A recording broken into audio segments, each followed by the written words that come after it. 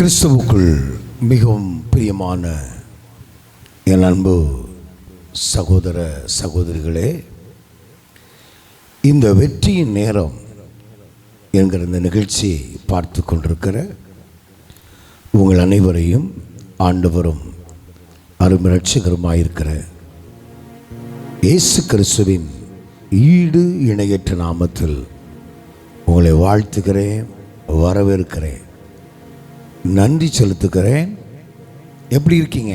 நல்லா இருக்கீங்களா? கழிந்த வார நிகழ்ச்சிகள் உங்களுக்கு ஆசீர்வாதமாக இருக்கும் என்று கர்த்தருக்குள் நான் நம்புகிறேன். இந்த வாரத்திலும் இந்த நாளிலும் உங்களோடு கூட ஆண்டவருடைய வார்த்தையை பகிர்ந்து கொள்வதில் மிக்க மகிழ்ச்சி அடைகிறேன். ஆண்டவரம் அதிகமாய் ஆசீர்வதிப்பாராக. நாம் ஒரு பாடலின் ஒரு சில வரிகளை பாடி கர்த்தருடைய நாமத்தை மகிமைப்படுத்துவோம்.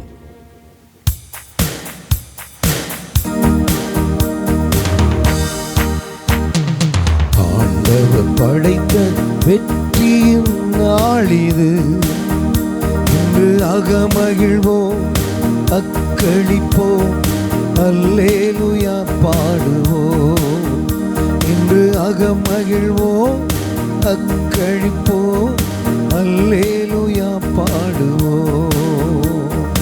அல்லேலூயா தோல்வி இல்லை, அல்லேலூயா வெற்றி உண்டு, அல்லேலூயா தோல்வி இல்லை, அல்லேலூயா வெற்றி உண்டு. ஆண்டவர் படைத்த வெற்றியின் நாள் இது, இன்று அகமகிழ்வோம், அக்களிப்போம், அல்லேலூயா பாடுவோம். அகமகிழ்வோம், அக்களிப்போம், அல்லேலூயா பாடுவோம். எனக்கு உதவிடும் எனது ஆண்டவர் என் பக்கம் இருக்கிறார். உனக்கு உதவிடும் உனது ஆண்டவர் உன் பக்கம் இருக்கிறார்.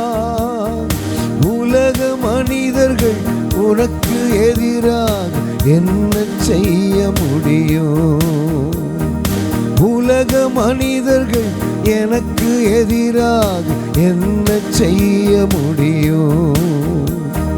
தோல்வி இல்லை நமக்கு, வெற்றி பவனி செல்வோம். தோல்வி இல்லை எனக்கு, வெற்றி பவனி செல்வோம். ஆண்டவர் படைத்த வெற்றியின் நாள் இது, இன்று அகமகிழ்வோம், அக்களிப்போம், அல்லேலூயா பாடுவோம். இன்று அகமகிழ்வோம், அக்களிப்போம், அல்லேலூயா பாடுவோம். அல்லேலூயா தோல்வி இல்லை, அல்லேலூயா வெற்றி உண்டு, அல்லேலூயா தோல்வி இல்லை, அல்லேலூயா வெற்றி உண்டு. ஆண்டவர் படைத்த வெற்றியின் நாள் இது, இன்று அகமகிழ்வோம், அக்களிப்போம், அல்லேலூயா பாடுவோம். மகிழ்வோம், அக்களிப்போம், அல்லேலூயா பாடுவோம். பிரியமான கர்த்தருடைய பிள்ளைகளே, இது ஆண்டவர் படைத்த ஒரு வெற்றி நாள். இது ஒரு வெற்றியின் நேரம், உங்கள் வாழ்க்கையின் வெற்றி நேரம், உங்கள் குடும்பத்தின் வெற்றி நேரம், உங்களுடைய எதிர்காலத்தின் வெற்றி நேரம். இந்த வெற்றி நேர நிகழ்ச்சி உங்கள் வாழ்க்கையில் மிகுந்த ஆசீர்வாதத்தையும் நன்மையும் கொண்டு வரட்டும். பரிசுத்த பிதாவே, இந்த வெற்றி நேரம் நிகழ்ச்சி மூலமாய் உமது பிள்ளைகளை சந்திப்பதில் மிக்க மகிழ்ச்சி அடைகிறோம்ப்பா. இந்த நேரத்தின் நிகழ்ச்சிக்கு நேராக தங்கள் சிந்தையை வகுத்து இணைந்து ஜெபிக்கிற ஒவ்வொரு கர்த்தருடைய பிள்ளைகளையும் நீர் ஆசீர்வதிக்க வேண்டும் என்று மனதார இவர்களை வாழ்த்தி ஆசீர்வதிக்கிறேன். இன்றைய வெற்றி நேர நிகழ்ச்சி எங்களுக்கு ஆசீர்வதித்தார். நல்ல வார்த்தைகளை பரத்திலிருந்து தந்து எங்களை ஆசீர்வதிக்க வேண்டும் என்று நாங்கள் ஜெபிக்கிறோம். உங்களுடைய பிரசன்னத்தினால் ஒவ்வொருவரையும் கர்த்தர் நிறைக்க வேண்டும் என்று நாங்கள் ஜெபிக்கிறோம். பாப்பாவுடைய கரத்தில் ஒப்பு கொடுக்கிறோம். நீ புறப்படுத்தமைக்காய் நன்றி. இயேசுவின் நாமத்தில் ஜெபிக்கிறோம் பிதாவே, ஆமென், ஆமென். கிறிஸ்துவுக்குள் மிகவும் பிரியமானவர்களே, ஒரு வசனத்தை நாம் தியானிப்போம். அப்போஸ்தலனாகிய பவுல் கொரிந்து பட்டணத்தில் உள்ள சபைக்கு எழுதின ஒரு வார்த்தையை தான் நாம் தியானிக்க இருக்கிறோம். 2 கொரிந்தியர் 2ஆம் அதிகாரம் 14ஆம் வசனம். கிறிஸ்துவுக்குள் எப்பொழுதும் எங்களை வெற்றி சிறக்க பண்ணி எல்லா இடங்களிலேயும் எங்களை கொண்டு அவரை அறிகிற அறிவின் வாசனையை வெளிப்படுத்துகிற தேவனுக்கு ஸ்தோத்திரம். இந்த நாளிலே நாம் தியானிக்க இருக்கிற செய்தியின் தலைப்பு கிறிஸ்துவுக்குள் எங்களை வெற்றி சிறக்க பண்ணினார். நம்முடைய ஆண்டவர் வெற்றி சிறக்க பண்ணுகிற ஆண்டவர். இந்த வெற்றி நேரம் நிகழ்ச்சியை பார்த்து கொண்டிருக்கிற தேவனுடைய பிள்ளைகளே, உங்கள் வாழ்க்கையில் இன்றைக்கு ஏதோ ஒரு வெற்றியை காண கர்த்தர் உதவி செய்ய போகிறார். உங்கள் வாழ்க்கையில் பல இழப்புகள், சோதனைகள், வேதனைகள், போராட்டங்கள், நெருக்கங்கள், நிந்தைகள், அவமானங்கள், இப்படிப்பட்ட சூழ்நிலையிலே வாடிக்கொண்டு நின்று கொண்டிருக்கிறீர்களோ, உங்களுக்குத்தான் இந்த நற்செய்தி. இயேசு உங்களை வெற்றி சிறக்க பண்ண வல்லவராயிருக்கிறார்.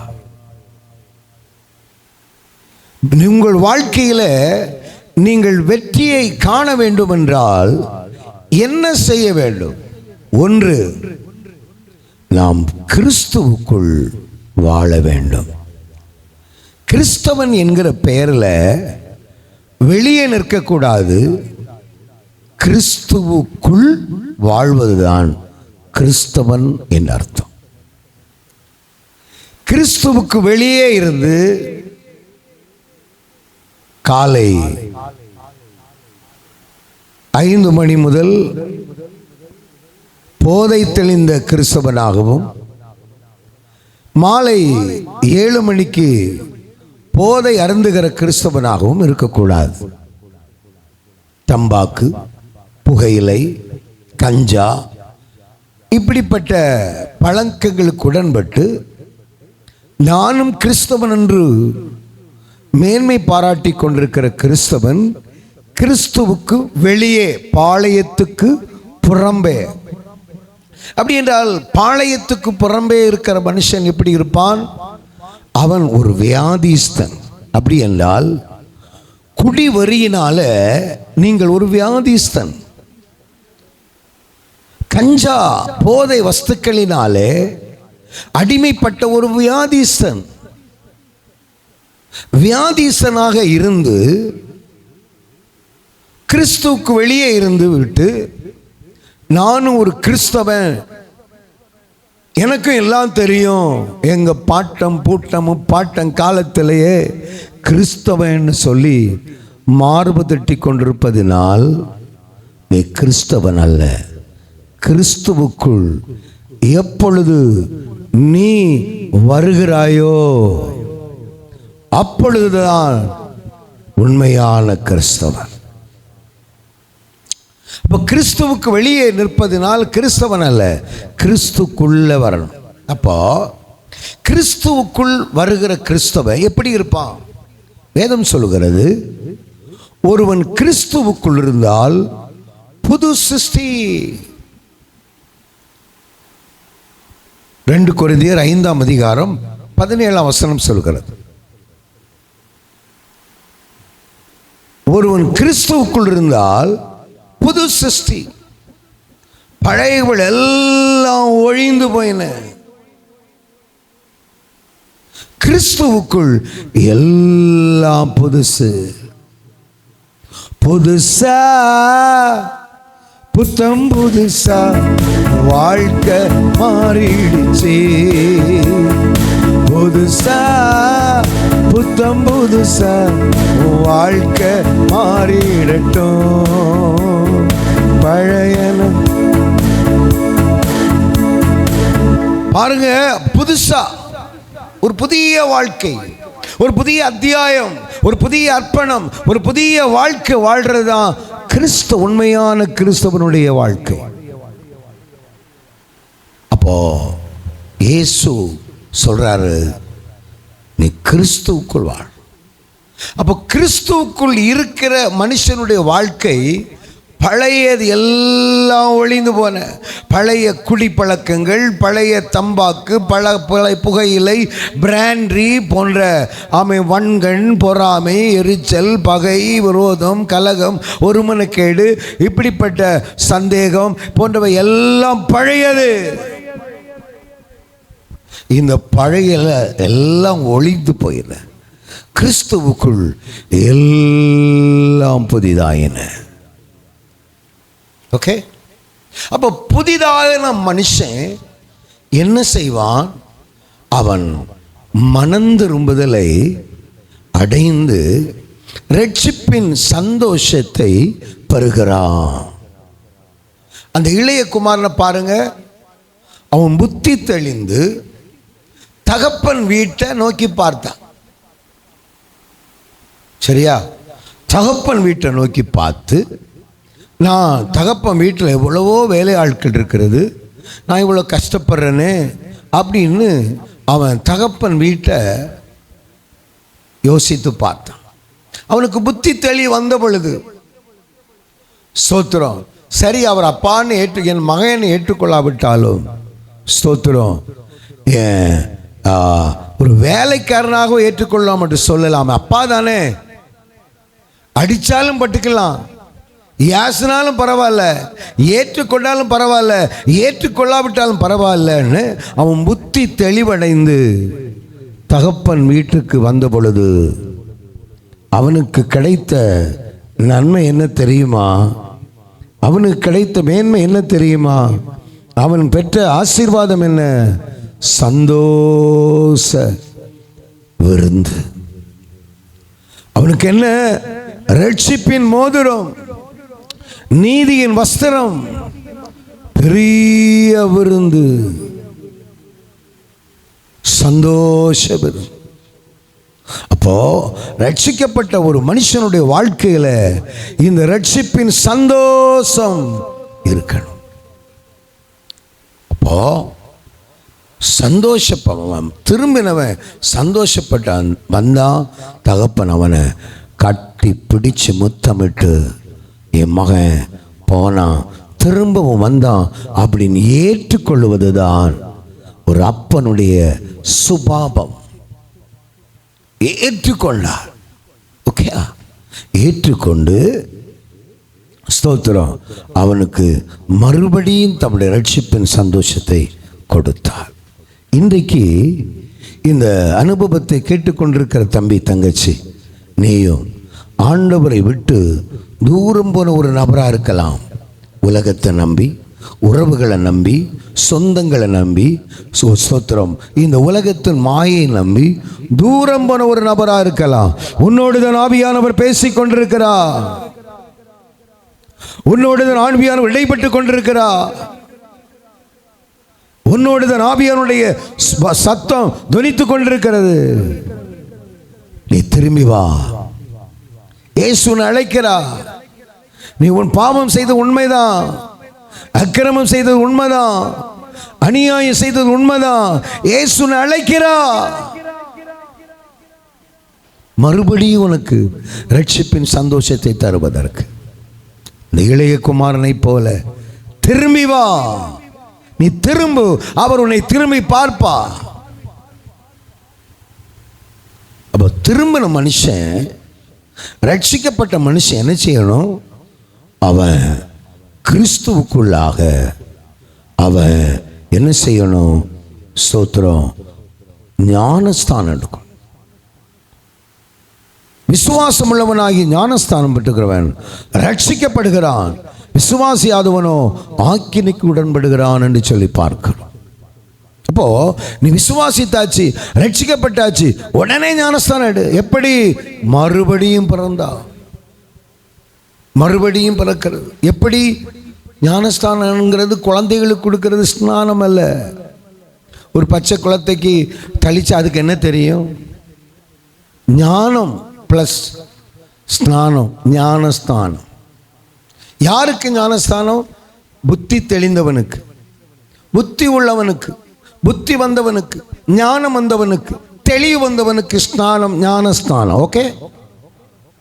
அந்த இயேசு கிறிஸ்து தன்னுடைய 30வது வயதில் யோர்தான் நதியில் போய் என்ன செய்தார் தெரியுமா? இந்த ஞானஸ்தானத்தை எனக்கு கொடு என்று அவனிடத்தில் கேட்டான். அவன் சொன்னான், ஐயோ, உம்முடைய செருப்பின் வாரை கூட அவிழ்ப்பதற்கு நான் தகுதியற்றவன் என்று சொன்னபோது இயேசு சொன்னார், கொஞ்சம் இடம் கொடு, தேவனுடைய நீதியை நான் நிறைவேற்ற வேணும், அது தேவ சித்தமா இருக்கிறது, இடம் கொடு, இப்ப ஞானஸ்தானம் கொடு அப்படின்னு சொல்லி ஞானஸ்தானம் இயேசு எடுத்து நமக்கு ஒரு முன்மாதிரியை காண்பித்தார். இயேசு முன்மாதிரியை காண்பித்திருக்க மனிதனுடைய நீதி என்கிற, மனித கற்பனை என்கிற இந்த தளிப்பு ஸ்நானம் இதெல்லாம் செல்லுபடி ஆகாது. அது செல்லுபடி ஆகாத ஆகமம். வேதத்தில் அப்படி ஒரு ஞானஸ்தானம் சொல்லப்படவில்லை.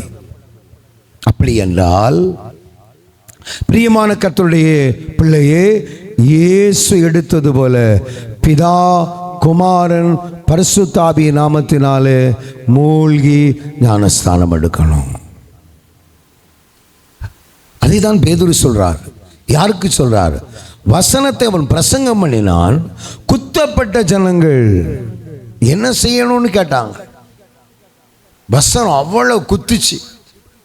நான் பேசுறது உனக்கு குத்துதோ, உடனே மனம் திரும்பு, உடனே ஞானஸ்தானம் எடு, கேள்வி கேட்காத, குறம்பாடாத, வேத பாரகர் போல, பரிசேயரை போல உன் ஞானத்தை புகுத்தாத. கர்த்தருடைய சத்தத்தை கேட்கிற நீ கர்த்தருக்கு பயந்து உடனே, யாராகிலும் தண்ணீரை விளக்கலாமா? குளம் இருக்குது, கடல் இருக்குது, ஓடிப்போ. ஆறு இருக்குது, ஓடிப்போ. எனக்கு ஞானஸ்தானம் வேணும் அப்படின்னு ஊழியக்காரன் சொல்லு. அவங்க ரெடியா இருக்கிறாங்க. சரியா? இது இயேசு காண்பித்தார், இயேசு நடைமுறைப்படுத்தினார், இயேசு கற்றுக் கொடுத்தார், இயேசு சொல்லிக் கொடுத்தார். இப்படிதான் வழி, இதுவே இந்தவே. நானே வழியும் சத்தியம் ஜீவனுமாயிருக்கிறேன், என்ன அல்லாமல் ஒருவனும் பிதாவினிடத்தில் வரா. இயேசு காண்பித்த வழி, இயேசு காண்பித்த பாதை, அந்த வாசல் வழியாய் வராம வேறு வழியாய் வருகிறவன் கள்ளனும் கொள்ளைக்காரனுமா இருக்கிறான். சில கொள்ளைக்காரங்க குருட்டு விதமா உங்களை நடத்துவாங்க. அதெல்லாம் ஒன்றும் இல்லை, இது போதும்னுவாங்க. அந்த கொள்ளை கும்பலுக்கு உடன்படாத, கர்த்தருக்குள்ள வா, கர்த்தருடைய வசனத்தை ஏற்றுக்கொள், கர்த்தருடைய வசனத்தின்படி உன் வாழ்க்கை ஒப்புக்கொடு. அதுதான் தேவனுடைய நீதி.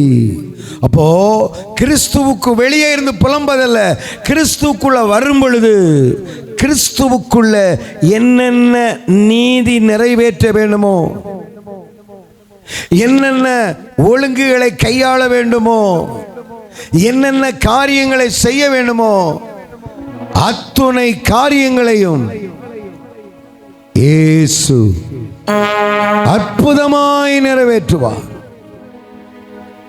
அற்புதமாய் நிறைவேற்றுவார். நீ நிறைவேற்று. காலம் தாழ்த்தாத. இனி காலம் செல்லாது. நாட்கள் பொல்லாதவைகள் ஆனபடியால் காலத்தை பிரயோஜனப்படுத்திக் கொள். இனி காலம் செல்லாது. இது அனுக்கிரக காலம், இரட்சணிய நாள். நாளை நாளை என்று காலத்தை வீணடிக்காது. உனக்கு கிடைத்த இந்த நாளிலாகிலும் உன் சமாதானத்துக்கு ஏற்றவைகளை அறிந்திருந்தால் நலமாயிருக்கும் பிரதர். உன் சமாதானத்துக்கு ஏற்றவைகள், தேவ நீதி உன்னுடைய சமாதானத்துக்கு ஏற்றவைகளை இன்றைக்கு நீ மரித்தால் எங்கே போவாய்? ஞானஸ்தானம் எடுக்கும் பொழுது கிறிஸ்துவுக்குள்ள பாவத்துக்கு செத்து நீதிக்கு பிழைத்து கிறிஸ்துவுக்குள் ஆமென் உயிர்ப்பிக்கப்படுகிறோம். நமக்குள் புதிய ஜீவன் வருகிறது, புதிய பலன் வருகிறது, புதிய சக்தி வருகிறது, புதிய கிருபை வருகிறது, புதிய அபிஷேகம் வருகிறது, புதிய வல்லமை வருகிறது, புதிய பலன் வருகிறது. அந்த பலன், அந்த சந்தோஷம், அந்த மகிழ்ச்சி உன் வாழ்க்கையில வெற்றியை கொண்டு வரும் பிரதர். உன் வாழ்க்கையில விடுதலையை கொண்டு வரும் பிரதர். உன் வாழ்க்கையில மாற்றத்தை கொண்டு வரும் பிரதர். தளர்ந்து கிடக்கிற உன் குடும்பம், தகர்ந்து கிடக்கிற உன் குடும்பம், சாபத்தில் பாவத்தில் வியாதியில் பலகீனத்தில் கிடக்கிற ஒரு குடும்பத்தை ஆண்டவராகிய கர்த்தர் வெற்றி சிறக்க பண்ணுவா. கர்த்தருக்குள்ளவா, கிறிஸ்துவுக்குள்ளவா, கிறிஸ்துவுக்குள்ளவா. உன் வாழ்க்கையில வெற்றி உண்டு, உன் வாழ்க்கையில ஜெயம் உண்டு, உன் வாழ்க்கையில விடுதலை உண்டு. கிறிஸ்துவுக்கு வெளியே இருந்து கிறிஸ்தவன் அப்படின்னு சொல்லிட்டு இருக்காத. கிறிஸ்தவன் சொல்லிட்டு மெச்சு கொண்டிருக்காத. கிறிஸ்துவுக்குள்ள வா பாருங்க. கிறிஸ்துவுக்குள்ள வா. கிறிஸ்து உன்னை நடத்துகிற விதத்தை வந்து பாரு. அவர் உன்னை வெற்றி சிறக்க பண்ணுவார். வாழ்க்கையில வெற்றியை தந்து உன்னை ஆசீர்வதிக்க வல்லவராய் இருக்கிறார். இன்னைக்கு இந்த சத்தத்தை கேட்டுக்கொண்டிருக்கிற என் அன்பு சகோதரனே, ஊழியம் செய்து கொண்டிருக்கிறாயா? இன்றைக்கு இந்த சத்தத்தை கேட்டுக்கொண்டு தேவனுடைய பிள்ளையே, நீ தொழில் கூடத்தை நடத்தி கொண்டிருக்கிறாயா? ஒரு தோல்வி உள்ள வாழ்க்கை வாழ்ந்து கொண்டிருக்கிறாயா? உனக்கு தேவை ஒரு வெற்றி. உனக்கு தேவை ஒரு வெற்றி. இந்த வெற்றியின் நேர நிகழ்ச்சியை பார்த்து கொண்டிருக்கிற என் அன்பு சகோதரனே, சகோதரியே, நீ கர்த்தருக்குள்ள ஓடு. கர்த்தருடைய நீதியை செய்ய வா. கர்த்தருக்குள் வாழ உன வாழ்க்கை அர்ப்பணி. இயேசு உனக்கு அற்புதம் செய்வார். இயேசு உன் வாழ்க்கையை தலைகீழாய் மாற்றுவார். உன்னை வாளாக்காமல் தலையாக்குவார், கீழாக்காமல் மேலாக்குவார். இயேசு ஆமென் சகலத்திலும் வெற்றி சிறந்தார். அவருடைய கரத்தில் கொடுக்கப்பட்ட பெற்றோர்கள், சகோதரர்கள், அந்த குடும்ப பொறுப்பில் அவர் வெற்றியாய் அந்த குடும்ப பொறுப்பை நிறைவேற்றினார். வெற்றி சிறந்தார். 2, ஆண்டவருடைய சித்தத்தை செய்து அவர் வெற்றி சிறந்தார். 3, மனுக்குலத்தின் பாவத்தின் சாபத்தை சுமந்து வெற்றி சிறந்தார். 4, மரணத்தை ஜெயித்து சிலுவையிலே வெற்றி சிறந்தார். 5 ஸ்தோத்திரம், மரணத்தை ஜெயித்து 3ஆம் நாள் உயிர் தெழுந்து வெற்றி சிறந்தார். உன் வாழ்க்கையிலும் ஒரு வெற்றியை தர என் தேவன் வல்லவரா இருக்கிறார். பிரதர், உனக்கு ஒரு வாழ்க்கை, ஒரு எதிர்காலம், ஒரு உயர்வை, ஒரு மாற்றத்தை தருவதற்கு தேவனாகிய கர்த்தர் வல்லவராயிருக்கிறார். உன் வாழ்க்கை வெற்றி சிறக்க போகிறது. அந்த வெற்றி உள்ள வாழ்க்கை வாழ வேண்டும் என்றால் நீ கிறிஸ்துவுக்குள் வெற்றி சிறக்கிற மனுஷனாய் மாற வேண்டும். வெற்றி உள்ள வாழ்க்கை வாழ வேண்டும் என்றால் நீ கிறிஸ்துவுக்குள் வாழ வேண்டும், கிறிஸ்துவுக்குள் வர வேண்டும், கிறிஸ்துவுக்குள் நீ வேறு ஊன்றப்பட வேண்டும், கிறிஸ்துவுக்குள் நிற்க வேண்டும். நிற்கும் பொழுது கர்த்தர் உன்னை எல்லா நிலையிலும் வெற்றி சிறக்க பண்ணி உன்னை ஆசீர்வதிக்க வல்லவராயிருக்கிறார். ஆண்டவர் இந்த வசனங்களாலே உங்களை அதிகமாய் ஆசீர்வதிப்பாராக. நாம் ஜெபிப்போமா? நீங்களும் வெற்றி சிறந்த கிறிஸ்தவ வாழ்க்கை வாழ இன்றைக்கே ஒரு தீர்மானம் பண்ணுங்கள், இன்றைக்கே அர்ப்பணியுங்கள். இயேசு அற்புதம் செய்ய போகிறார். ஹல்லேலூயா, ஹல்லேலூயா, ஹல்லேலூயா,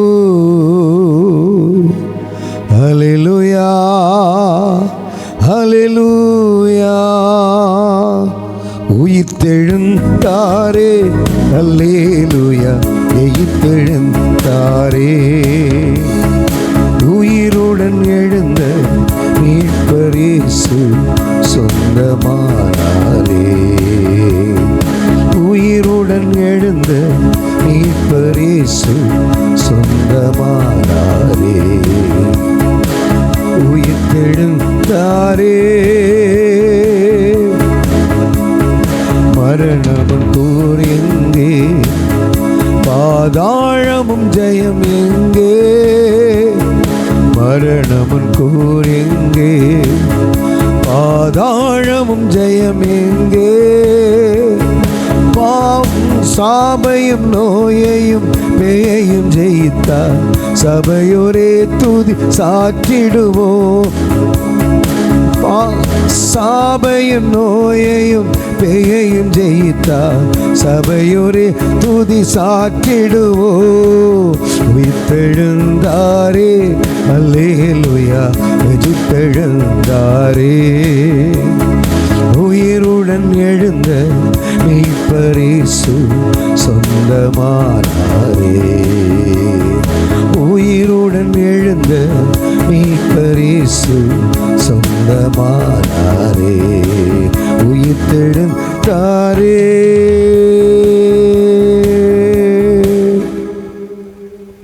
உயிர்த்தெழுந்து வெற்றி சிறந்த இயேசு இந்த வெற்றியின் நேர நிகழ்ச்சியை பார்த்து கொண்டிருக்கிற ஒவ்வொரு தேவ பிள்ளைகளையும் பரிசுத்த ஆவியானவர் ஆசீர்வதிக்கும்படி நான் ஜெபிக்கிறேன். கிறிஸ்துவுக்கு வெளியே இருக்கிற ஒவ்வொரு பிள்ளைகளும் கிறிஸ்துவுக்குள்ளாய் வர ஆண்டவரே நீர் உதவி செய்யும்படி நாங்கள் ஜெபிக்கிறோம். பரிசுத்த ஆவியானுடைய கரத்தில் இந்த சத்தத்தை கேட்டுக்கொண்டிருக்கிற ஒவ்வொருவருக்குள்ள ஒரு தேவ பயமும் பக்தியும் நிறைவாய் தங்கி இருப்பதா கேட்ட எல்லாரையும் ஆசீர்வதி. இயேசுவின் நாமத்தில் ஜெபிக்கிறோம் ஜீவனுள்ள நல்ல பிதாவே. Amen, amen. God bless. அடுத்த வாரம் மீண்டும் சந்திப்போம். உங்களிலிருந்து விடைபெறுவது உங்கள் போதகர் பாஸ்டர் கானாவூர் கிறிஸ்துதாஸ். ஆமென்.